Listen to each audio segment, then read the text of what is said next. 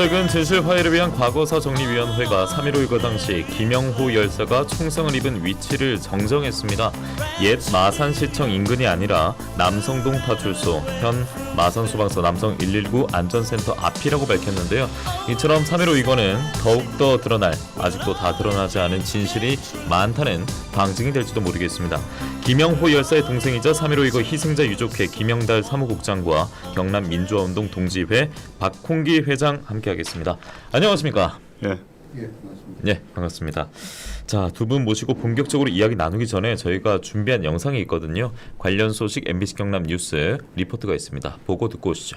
1960년 3.15 이거 당시 마산 중앙중학교 2학년이던 김영호 열사는 마산 남성동 파출소 앞에서 시위를 하다가 경찰이 쏜 총에 맞아 쓰러졌습니다. 언론들은 김 열사가 현장에서 즉사했다고 보도했지만 이후 시신의 상태와 증언들을 종합하면 파출소 지하로 끌려가 심한 구타를 당한 것으로 추정됩니다. 동생 김영달 씨는 형님이 사망한 지 63년이 지난 뒤에야 진실 규명이 시작됐다고 말합니다. 네, 두 분이 또 뉴스 리포트 영상 속에 계셨습니다. 자, 사무국장님, 60년 넘게 잘못 알고 있었던 바로 또 형님이지 않습니까? 네. 김영호 열사에 대한 진실이 새롭게 나왔잖아요. 네. 그 소식 들으셨을 때 어떠셨어요? 굉장히 당시에는 몰랐는데 예. 63년 전에는 예. 뭐 마산시청 부근이라고 이렇게 언론에서 얘기되고 그다음에 책에도 그렇게 기록이 되어 있었는데 예. 실제 그 형님 친구분이 일단 그 증언을 하니까 사실은 일단 총으로서 이렇게 맞아가지고 사망한 것이 아니고 예. 총으로 이거 맞고 정통으로 아니지만 맞고 그다음에 몽둥이로 곤봉 몽둥이로 맞아서 죽었다 하길래 예. 상당히 진짜 저로서는 경악을 금치 못했습니다. 아, 원래는 옛 마산시청 인근에서 네, 총성을 입어서 돌아가신 걸로 알고 계셨는데 네, 알고 보니 지금 그렇지가 않았던 거잖아요. 네, 네, 그렇죠. 장소도 그렇고 네. 또 세상을 떠나게 된 그 과정도 완전히 좀 다른 예, 이야기였습니다. 100% 다른 거죠. 예.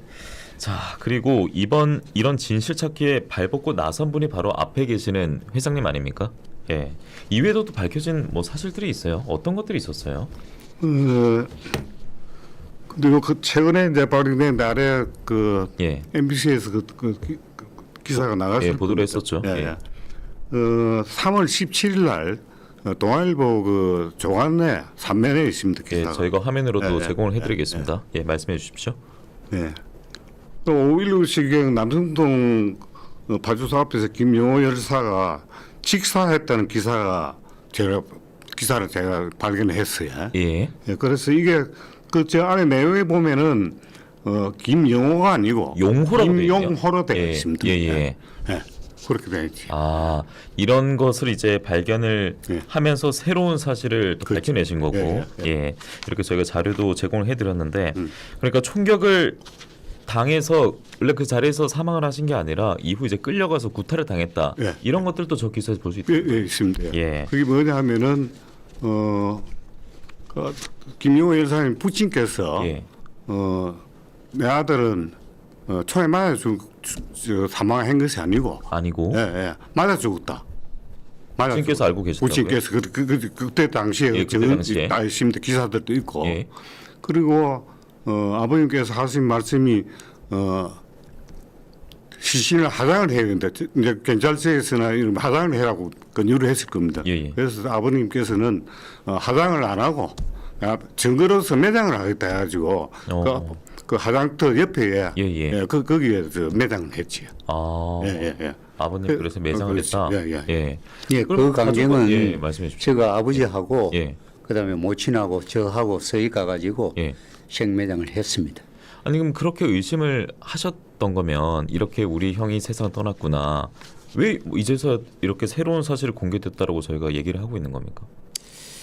그래서 저로서는 이제 예. 물론 집에서 막내였지만은 예, 예. 좀 어렸지만은 그때 1960년 예. 상당히 이승만 정권 때 예. 독재 체제에 사실은 그 지금 정치가 상당히 좀 어두웠거든요. 예. 그리고 경찰의 일단 시민에 대한 네. 그런 대하는 태도가 예. 상당히 무서웠습니다. 지금과는 완전히 달랐죠. 예. 겁을 많이 냈죠. 예. 아니, 그러면 그때 형님께서는 나이가 어느 그때 정도 됐어요? 19살이었습니다. 19살. 네네. 지금으로 보면 고3인데 네. 그럼 평소에 뭐 사회라든지 이런 분야에 있어서 관심이 좀 많았던 분이셨어요?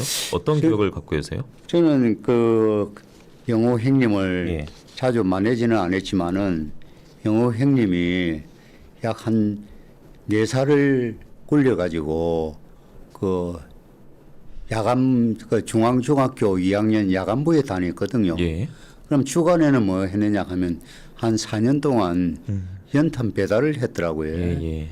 연탄 배달한 거는 배달하는 장면은 보지는 못했지만은 아버지가 그렇게 말씀을 하시더라고요. 그래서 연탄 배달해 그 돈 조금씩 모은 걸 사남 일녀로서 집안이 상당히 어려웠거든요. 예. 그래서 집안의 보탬이 조금씩은 됐습니다. 그 4년 동안 학교를 안 나가고 4년 후에 이제 중학교 입학을 해가 들어간 거죠. 예.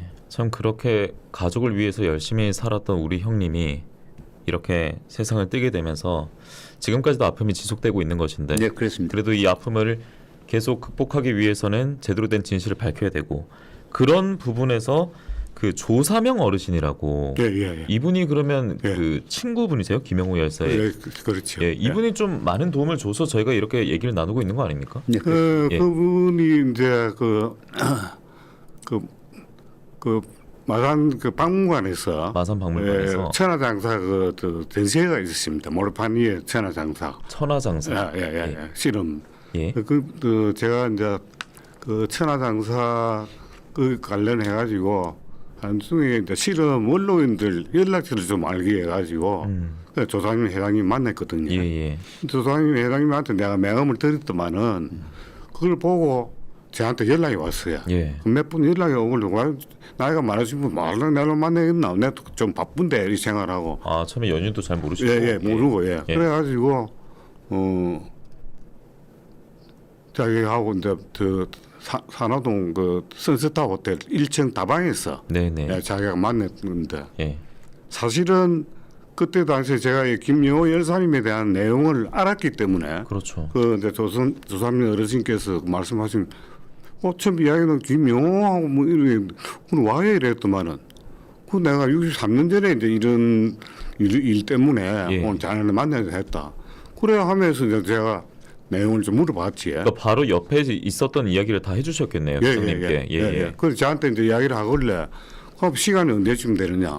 그다음 그뭐밤 9시 30분 이후고 그다음에 그날 사실 그 처음 그 시위하러 갈 때는 한 5시경에 김영호 열사님하고 또 자기 친구 또 김영진 씨도 있고 네. 그다음에 자기 작은 형님하고 또 작은 형님 친구 그 마산공고 동기생하고 그래가지고 원래는 저쪽을 마산 경찰서로 왔어요. 예. 마산 경찰서 갔다가 다시 거기서 뭐 총소리 나고 뭐 놀래가지고 다시 이제 분마산역으로 갔답니다. 예. 분마산역에서 갔다가 오는 중에 남성 파수소에 우리 왔는데 보게 남성 파수소는 불타고 그래서 분마산 파수소는 불타고 예. 그 남성동 파수소로 이제 오게 된 거죠. 아 그렇군요. 예.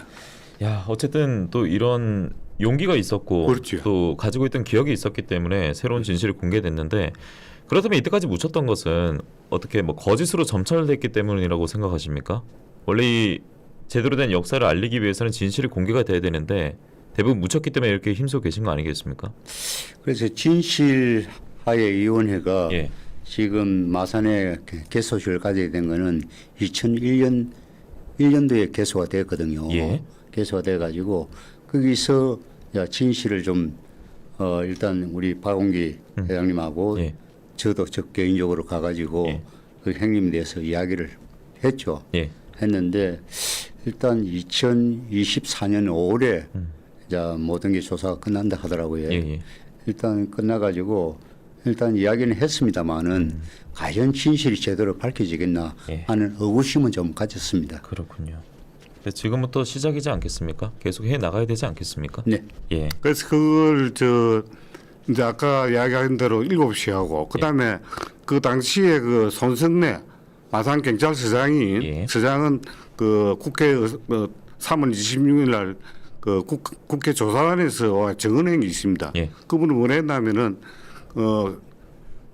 김용호는 북마산 파주소에서 총상을 입고 중상을 입어가지고 도립병원에서 사망을 했다고 그때가 있습니다. 그러면 증거 맞는 거네요. 그런 데는 예. 뭐냐면은 그 제가 이제 맞았다고 하는 내용도 또 이것도 억지로 우리가 싸웠다는 이 책자를 가지고 예. 안에가 한 600명이 우연중에 저도 찾게 돼가지고 이랬는데 그래서 보기에는 이상윤 그 국제신문 기자 그 세 분이 그 취재하러 오다가 저 남성동 파주소에서 불신 근무에 불응을 해가지고 그 가서 많은 저 몽둥이 구타를 당하고 어찌할 수 있었는데 젊은 학생이 보니 청년이 막 자기가 봤을 때 무슨 저 얼굴이 이거리질 대로 이거리지가 있고 누가 봐도 구타를 당했다. 그래서 그 하면서 나중에 뭐 그도 말은 나중 탁 쓰러지는데 자기는 볼 때는 막 저 내진탕으로 많이 맞아가지고 내진탕으로 했지 않느냐. 알겠습니다. 그렇게가 나갔는데 그거로서 그 장면은 끝납니다. 그 다음에 뭐냐면은